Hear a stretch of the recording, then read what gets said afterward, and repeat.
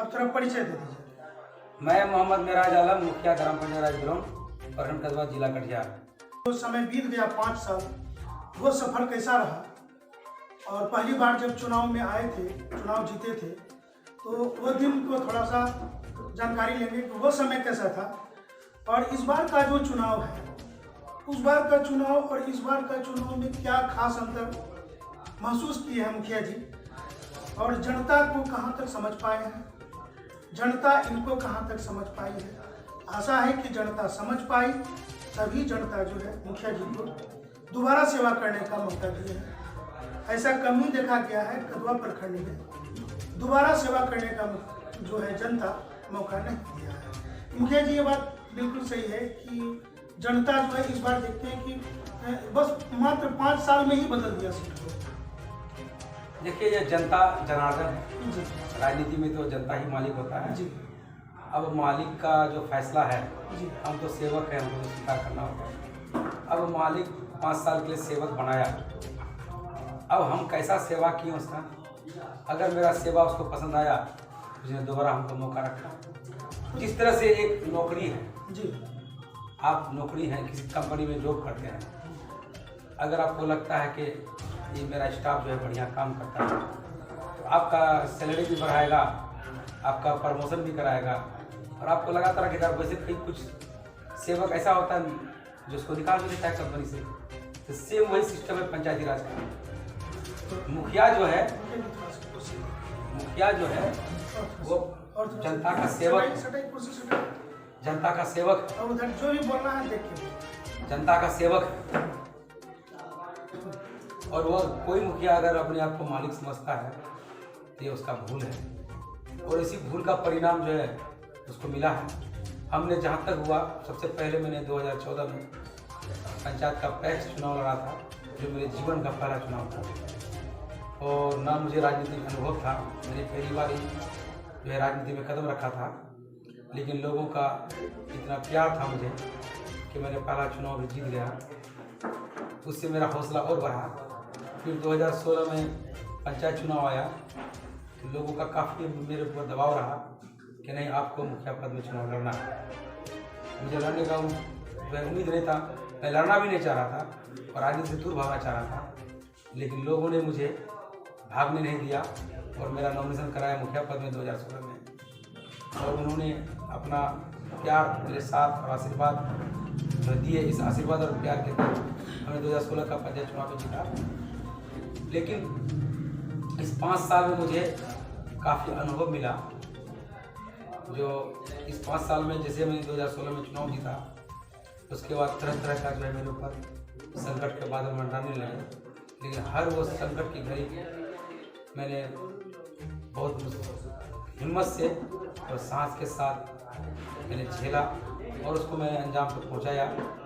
और मैं जहाँ तक हुआ मैं अपना बेस्ट सेवा दिया हूँ, और इसी का नतीजा है इस परिवर्तन की आंधी में हमने अपना सत्ता बचाने में कामयाब रहा। तो मुखिया जी, आपका जो संकल्प पत्र जो इधर कुछ समय से वायरल हो रहा है, तो ये संकल्प पत्र ये क्या है? ये देखिए, आज तक कोई मुखिया जो है संकल्प पत्र जारी नहीं किया।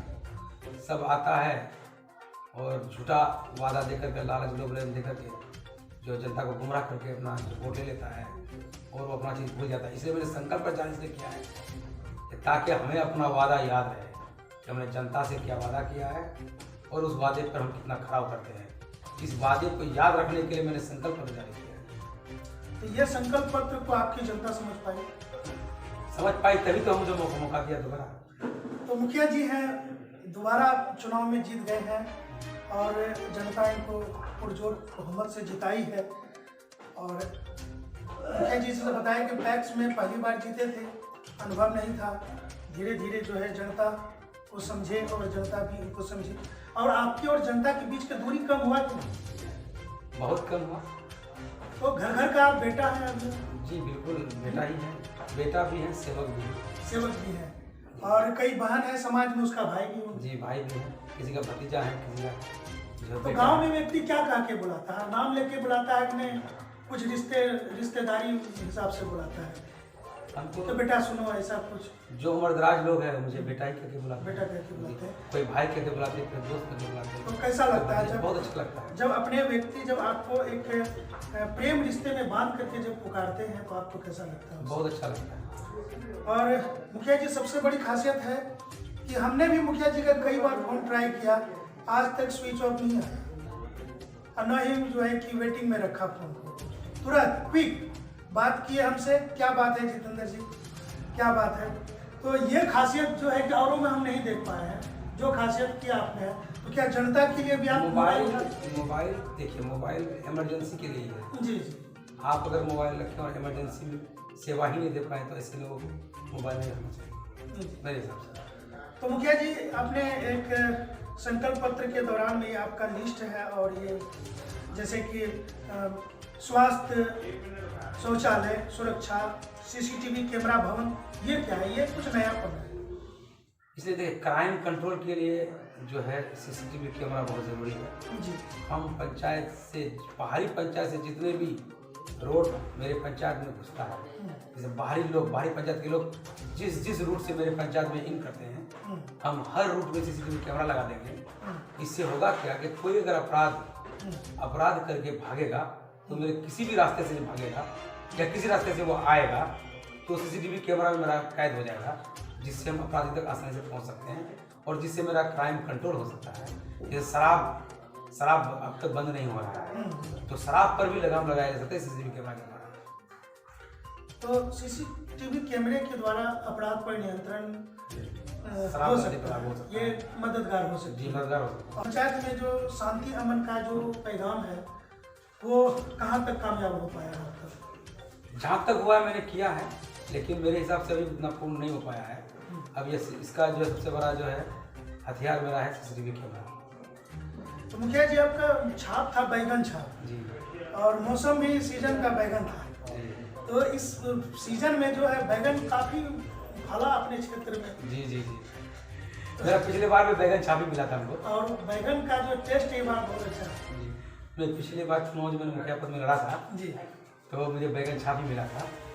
और इस बार भी जैसे मुझे बैगन छाप मिला तो मुझे यकीन हो गया, एक अपने आप में एक तरह का उम्मीद का किरण ज़्यादा जग गया कि भगवान का आशीर्वाद तो मुझे पहले ही मिल गया जो मेरे लिए लकी है। तो काफ़ी हंसमुख है मुखिया जी और काफ़ी फ्रेंडशिप है और कई बार कदवा में भी हमारी इनसे मुलाकात होती रहती है और जब भी मिलते हैं तो एक जिंदा दिल की तरह मिलते हैं और बगैर खुले हुए, ये नहीं कि ओपन करना है, बात करने में बहुत ज़्यादा टाइम, जो भी बात हुआ तुरंत भी बात समझते हैं। हम एक आपके चैनल के माध्यम से सिलोन पंचायत की जनता को एक मैसेज देना चाहते हैं। सबसे पहले तो आप लोगों को मैं आप लोगों का शुक्रगुजार हूँ। आप लोगों ने मेरी बात को समझे और मुझ पर दोबारा भरोसा जताया।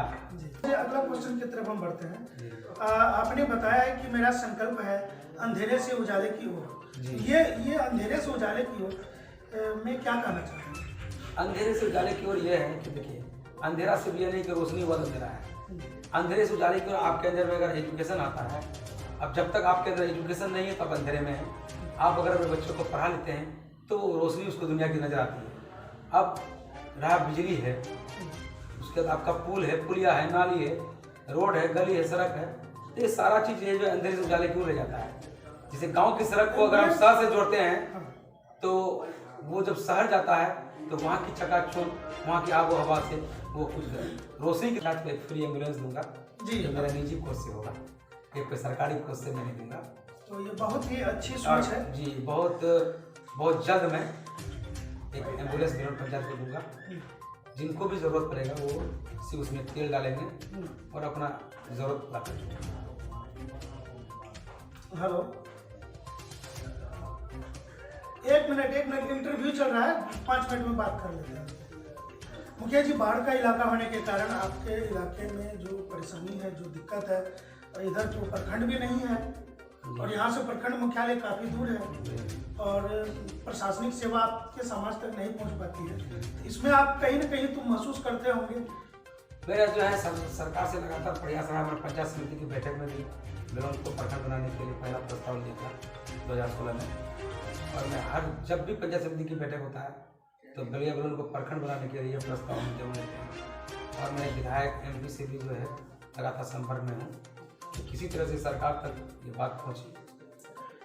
मुखिया जी, पंचायत में अक्सर जो शिकायत होती रहती है राशन डीलरों पर कि उनका जो है कि लाभुक जो है कि लाभ नहीं ले पाते।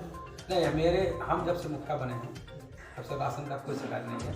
इससे पहले जो प्रतिनिधि थे वो कभी 12 महीना राशन नहीं पाते। उसके बाद बहुत सारे राशन कार्ड को जो है गबन करके रखे, लेकिन जब से हमने मुखिया बना है तो ये शिकायत नहीं है, 12 महीना राशन मिलता है और गबन का कोई शिकायत नहीं है।